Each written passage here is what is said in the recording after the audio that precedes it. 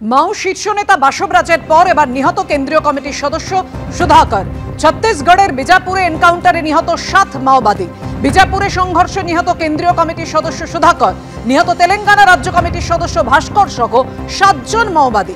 2 মহিলা ও 3 পুরুষ মাওবাদীর পরিচয় এখনো পর্যন্ত জানা যায়নি।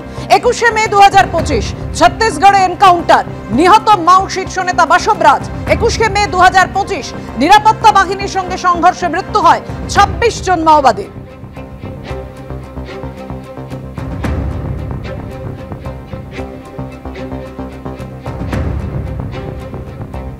নরেন্দ্র মোদীর আমলে 53% হিংসাত্মক ঘটনা কমেছে। 2026 সালের 31শে মার্চের মধ্যে দেশে নির্মূল হবে মাওবাদীরা। 21শে মার্চ রাজ্যসভায় ঠিক কি বলেছিলেন কেন্দ্রীয় স্বরাষ্ট্রমন্ত্রী, রাখবো আপনাদের সামনে।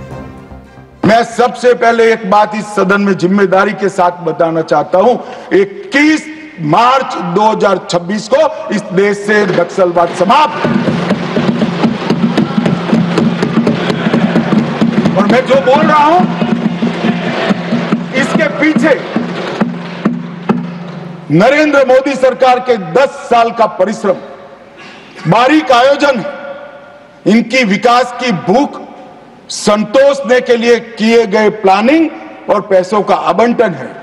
और सुरक्षा ग्रिड को एक भी जगह गैप न रह जाए, इस तरह से हमने पुख्ता किया है।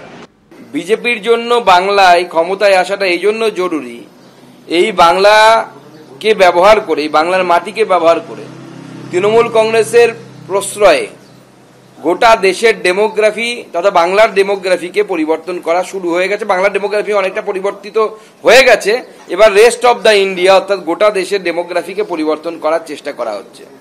বাংলায় যেভাবে অনুপ্রবেশ হচ্ছে এবং সেই অনুপ্রবেশকারীদের ভোটার লিস্টে নাম তুলে দেওয়া, আধার কার্ড করে দেওয়া বা তার সাথে অন্যান্য সরকারি সুযোগ সুবিধা পাইয়ে দেওয়া, সরকারি চাকরি পর্যন্ত দেওয়া হয়ে গেছে, আপনারা নিশ্চয়ই দেখেছেন।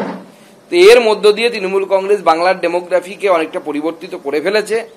সেই জন্য এই 26-এর লড়াই শেষ লড়াই এবং এই লড়াই আমাদের সকলকে ঐক্যবদ্ধ হয়ে লড়তে হবে।